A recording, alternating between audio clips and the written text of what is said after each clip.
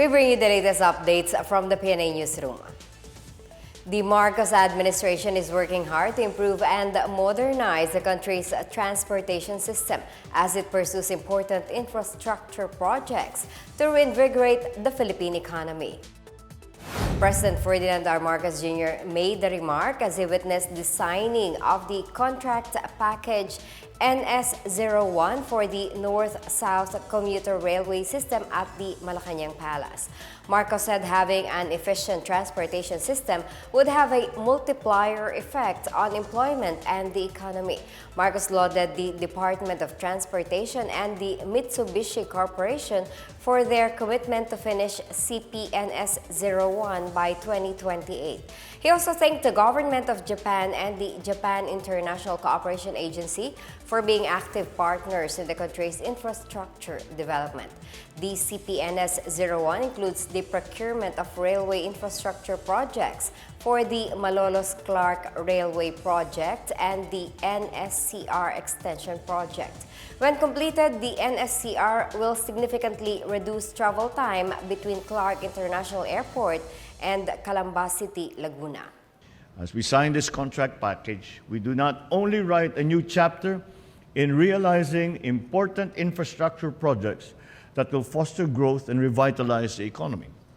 With it, we also fulfill a promise to achieve our shared dreams and aspirations that will be the foundation of a more comfortable, a more dignified life for every Filipino.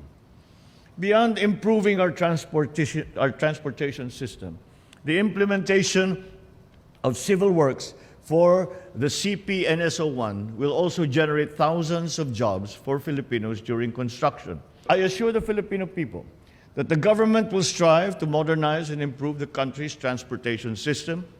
This will be one of the cornerstones of our progress as we move full speed ahead into a brighter tomorrow. The Department of National Defense said the Philippines' Enhanced Defense Cooperation Agreement, or EDCA, with the United States is meant to be used for defense and not for war. Defense Secretary Carlito Galvez Jr. said the bilateral agreement does not seek to interfere with the domestic affairs of other nations amid uncertainties in the geopolitical situation. Galvez also stressed that projects under EDCA are geared towards enhancing readiness of the armed forces of the Philippines as part of its modernization efforts.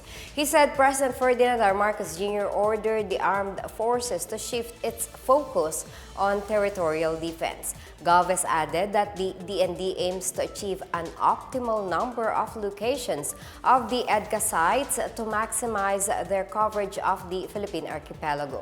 Last month, the DND announced that Manila and Washington, D.C. agreed to designate 4 new EDCA-agreed locations.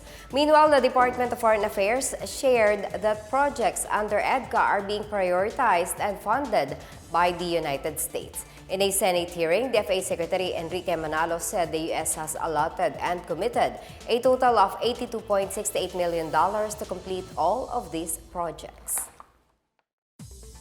The remains of 24-year-old hazing victim John Matthew Salilig were transported to his hometown in Zamboanga City.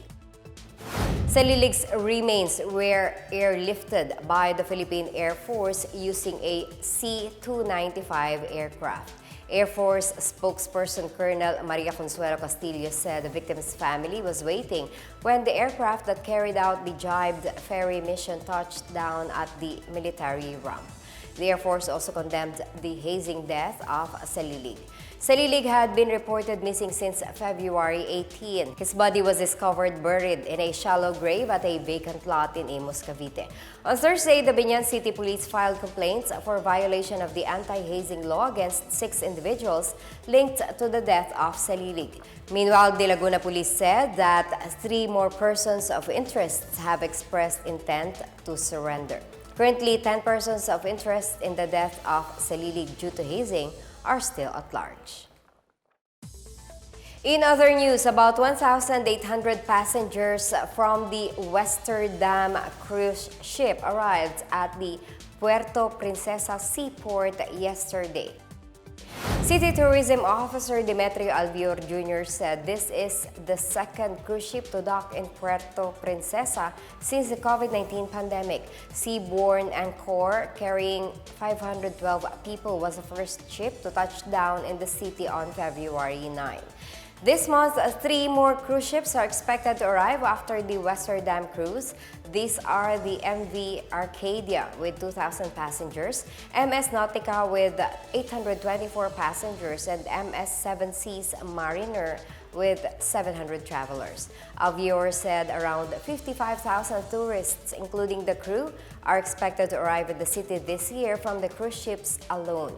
He said the arrival of more tourists in the area will directly benefit small players and frontliners. And that's the latest and the biggest stories from the Pna Newsroom. For more news content, visit our webpage or head on to the Philippine News Agency's Facebook and Twitter accounts. We are also shown on the social media pages of the Presidential Communications Office and Radio Pilipinas RP1. Stay tuned for more news updates. I'm Marita Muaje. We tell stories that inspire change.